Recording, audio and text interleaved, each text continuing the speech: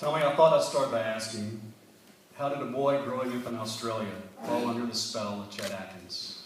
Well, it was like a hit over the head with a very big hammer, and the concussion of that went straight to my heart.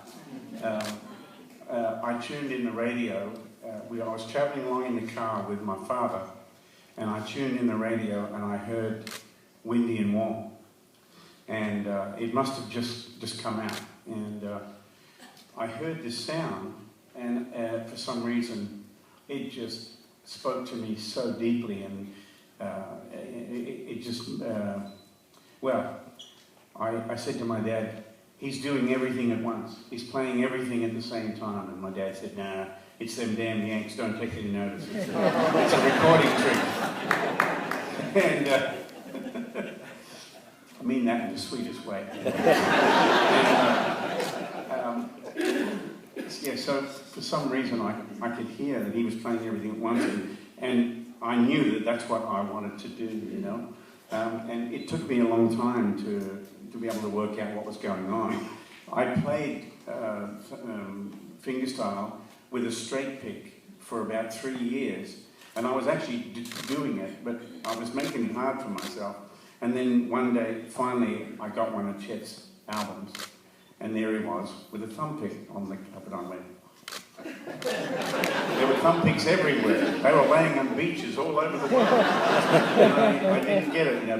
But once I got onto the thumb pick, I could play along with his records. And then I had one of those little turntables that was that took a bunch of batteries, you know, and it'd last about an hour, and then they'd be all dead. It was a very expensive habit to have, listening to Chet Atkins music. But I used to stack the coins on the record and to slow it down to try and work out some of those amazing licks that Chet would play. So getting the thumb pick was the first secret that you unlocked, but there was another secret that you had a dream one night.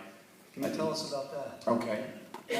I don't really talk about this too much because people might think I'm a little bit loopy, but this, as God is my witness, this is absolutely true. There's a sound that Chet made on a lot of his early albums, and he was the pioneer of the style of playing cascading harmonics. And some people call them false harmonics. Well, that's a false statement. They're not false harmonics, they're real harmonics. They're just not all harmonics. They're a combination of open notes, natural notes and harmonic notes. And of course I had listened to him play Somewhere Over the Rainbow and When You Wish Upon a Star, and also right back to Chinatown, My Chinatown, all those really early tracks. And he made that sound and I just couldn't find it.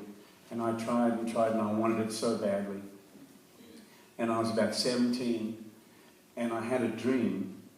And in the dream, there was a stage and there was like a red velvet curtain and a spotlight came on. And Chet came out with his Gretsch in a tuxedo, and he sat down and he went ding, ding, ding, ding, and he played this thing up and down for me, and then he went off. And the next morning, I woke up and I knew exactly what to do.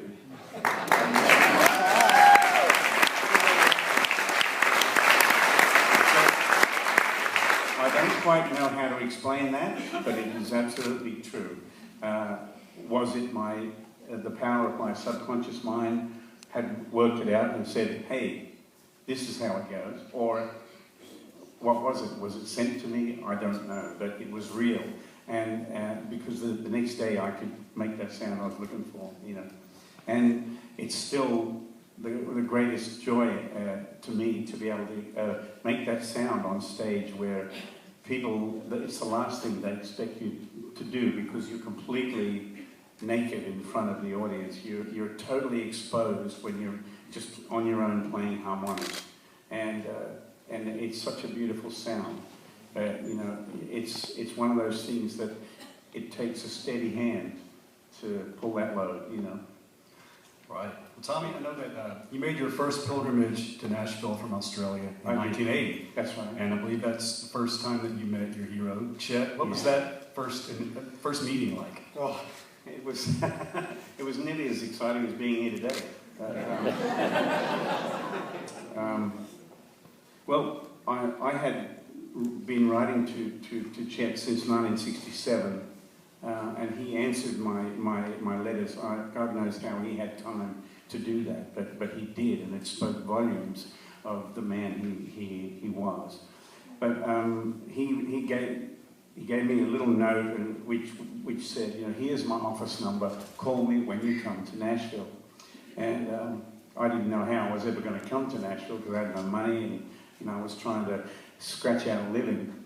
But I saved enough, and I came here in 1980. I checked into the Holiday Inn down on West End, and you know, I was high as a kite, man. I was in his town, and I couldn't do anything but play the guitar. And I rang his office, and he answered the phone, and I said, I'm looking for Mr. Atkins. And he said, this is he.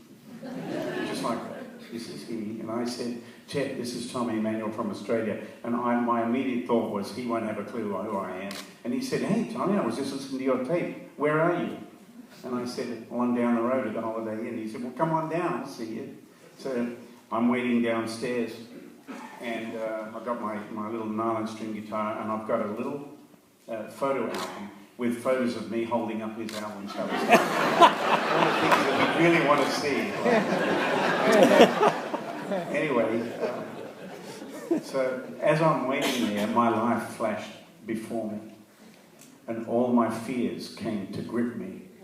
And I suddenly thought, if I play for him, what if I just sound like a really bad version of him, and he's going to hate it, and it's, you know, he'll be kind to me maybe, but you know, I didn't know what to expect.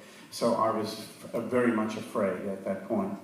And he came down the stairs and looked at me, and I'm sure he knew exactly how I felt. And he walked up and he put his arm around me, and he spoke really quietly, and he said, do you want to pick a little? And I said, is there a mustache in Mexico? And it kind of broke the ice, you know. And then we walked into one of the side rooms, and I immediately launched into me and Bobby McGee. Right? So I'm playing it.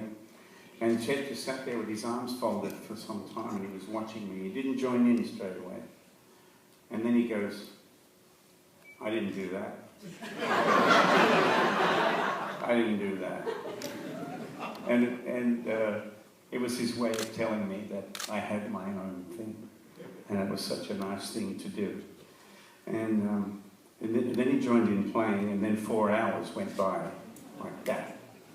And he took phone calls, and Lenny Bro was upstairs, and Lenny and I were just playing, and Chet would come in and join in, then go take a call, and then come back and go. And it was surreal. It was a magic time. And I'll never, ever forget it. Well, let's fast forward a few years to 1996, and you and Chet recorded an album of guitar duets together, The Day Finger Pickers Took Over the World. Yeah.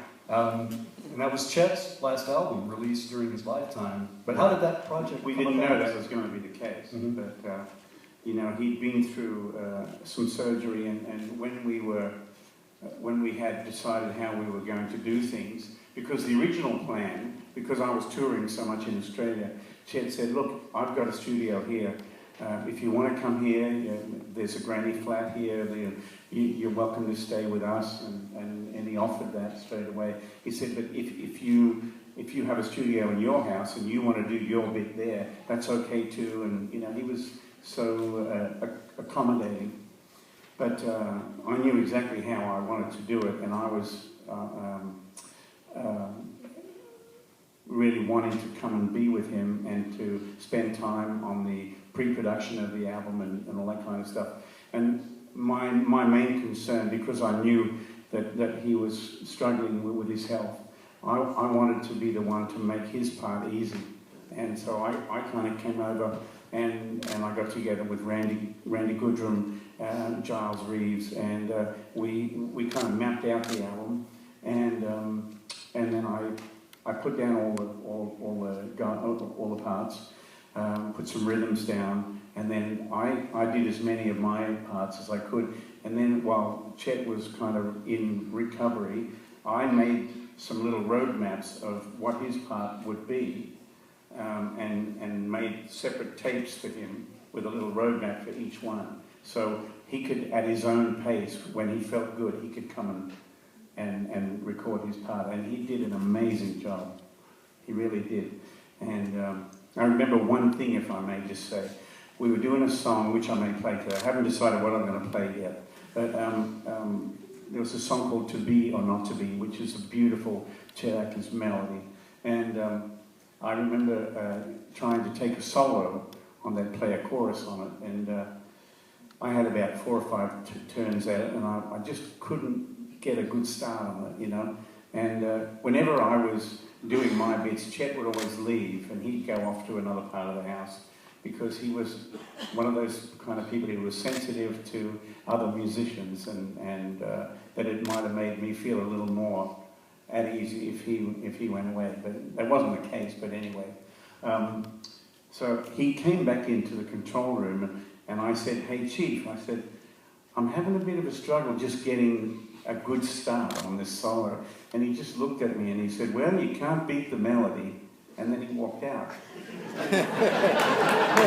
That's all he said. You can't beat the melody. So I start the solo by quoting the melody, and I got a take. The next take, boom, is the one that you hear on the record. As soon as I did the right thing, I got it right. Well, in 1999, Chet made you a certified guitar player, a CGP. Yeah. Status he bestowed on only 3 other pickers: Jerry Reed, John Knowles, Steve Wariner, And now Paul Yandell. And now Paul Yandell, yes. Yeah.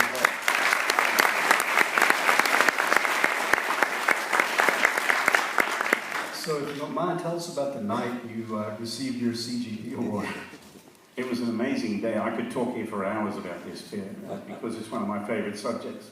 But yeah, I knew nothing about it, and 99 was a tough year for Chet, but he was very determined to be at the Chet Atkins convention that year, and we had practiced all week to get 2 songs down that we could play together for the audience. And it also made it very special for us that night that Jerry Reed came and spoke. And then Chet surprised me by inviting Arthur Smith, a man who recorded Guitar Boogie, that I had the 78 record. That was the song that actually got me started playing the guitar. I was 4 years old when I heard Guitar Boogie, and that's the song that drove me totally crazy. And anyway, so Chet, as a surprise to me, invited Arthur up, and Arthur and I played Guitar Boogie together. Can you believe that? If you were a painter, it would be like, well, I'm going to do some painting with Picasso. You met your original guy, and it was just really beautiful. And Arthur was funny. He told some good jokes that night. But anyway, so after Chet and I had played, took the guitar off him, and I was about to leave the stage, and he said, no, come back. I've got an award here, like that. And then he left it, and he goes, "It's for you."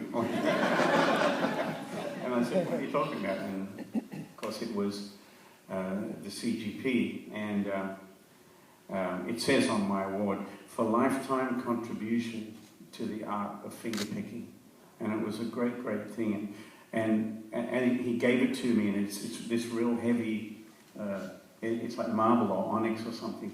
And he kind of, he was clapping like this, and he leaned into me. And so I leaned into him, thinking he was going to say something very profound at that moment, because everybody was on their feet and people were crying, and it was really a big moment. Well, I leaned in, and he said to me, "Don't let your kids play with it, they'll drop it on their toes." I'd like to mention that Tommy's CGP award, as well as John's and Steve Warner's, are all on display in the Chet exhibit on the 3rd floor. Thank you guys for loaning those to us for this. Oh, you're welcome.